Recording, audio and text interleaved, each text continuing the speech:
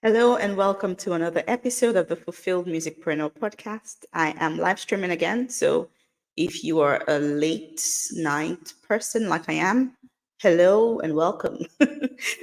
Today I wanted to talk about connecting the pieces of your jigsaw puzzle for your business, okay? Because I came off a call recently with a client and do you know, as artists, as musicians, we are running a complex venture. Okay. We have our music, we have our products, which could be merch, CDs, ebooks, books. Then we have a business idea, which if you don't have, you really should have. And then for that business, we have ideal clients. And we're like, okay, how do all the pieces fit? How does this work?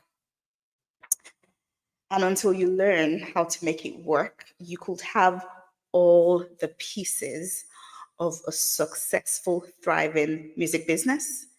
But because all the pieces are not connected up, it's not working. Really, really important. And I had a huge lesson that I learned recently that made me, really start to pay attention to things like this. So this is what we're talking about today. Now, I started out this podcast last year, January, and because I had planned it all out and I had paid someone to do my intro and outro, and I had a gift that I was going to give to everyone who wanted to join my email list and sign up. And the gift was some of my best songs as well as an ebook slash journal slash 7 day devotional that I had titled um, 7 Days to um, Living Fearless. And it had been on my intro and outro. And every time anyone heard my podcast, that was the gift. And then I was on a coaching call towards the end of last year. And I remember chatting to my coach, and she was like, okay, so tell me about the speaking opportunities coming up for you. And I was like, oh, yes, this is what I have. Because she wanted to make sure that I had everything ready. I had a working funnel. So she was like, do you have any freebie? I was like, oh, yeah, I have a freebie. It's this ebook. And I sent it to her, and she was like, well, there's nothing in here for artists unless you wanted to title this 7 Days to Becoming Fearless for Artists. And I was like, oh, wait, no, I have another free lead magnet for artists titled Monetizing Your Music in 3 Days. And then it dawned on me that I was offering a very generic, general lead magnet or freebie to my podcast listeners who were artists instead of the heavens, yes, I want that lead magnet. Sign me up. That sounds great. That sounds like it's going to be really helpful. I want that lead magnet. That's not what I was offering to the people who were who were who were listening to my podcast. And I was like, oh my goodness, what it was a complete, it was multiple missed opportunities all year long. And I was like, how could I have created a free, mini course? It took a lot of work to create this mini course, and I hadn't used it to the best of its abilities. And I realized that this is what a lot of us do. We may have great music, we may have a great lead magnet, we may have great products, but we're like, oh, how does all of this work? How does it all connect up? Okay.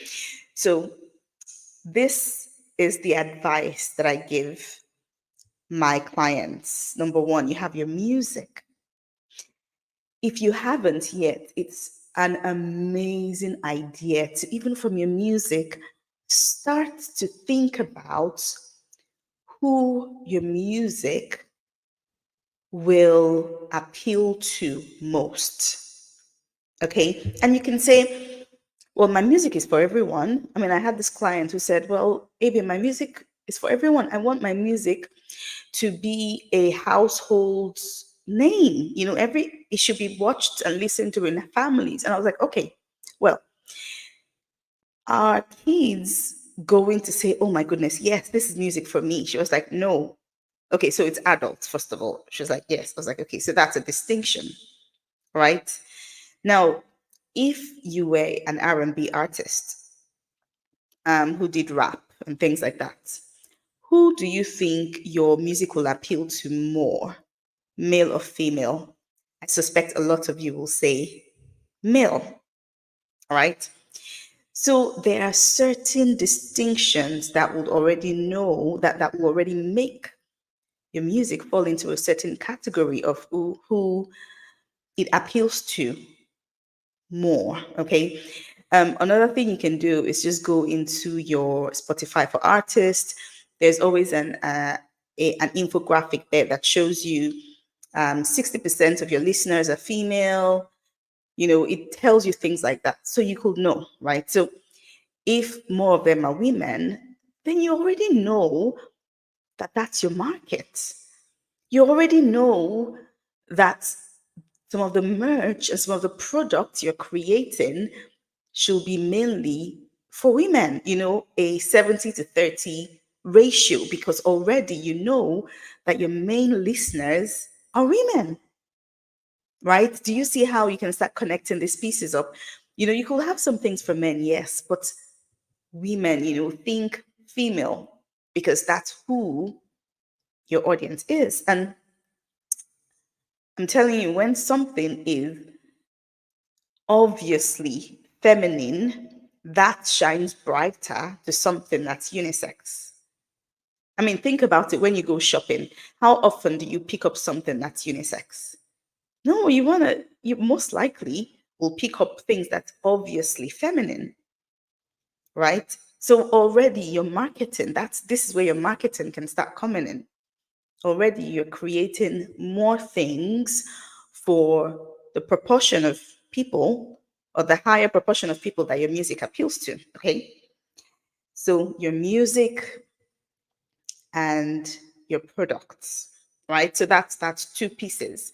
Now, how about your business idea?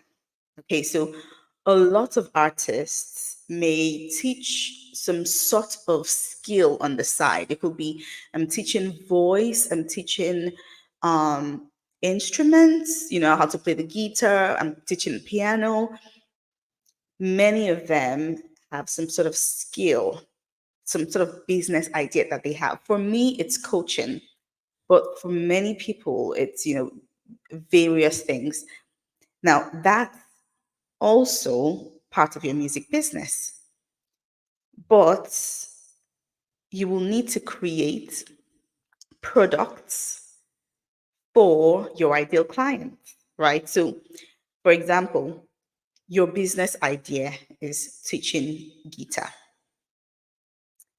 Where do you get the clients? This is this is where people get stuck. They're like, okay, so I'm an artist, I release music, but I also teach this. But where do I get my clients from? And how does that relate to my music? And blah blah blah. And then they get a little bit confused. Well, it's okay. You grow your audience with your music, right? And you find a way to bring your audience onto your email lists, right? And then a proportion, remember, it's a funnel. It's a funnel, right?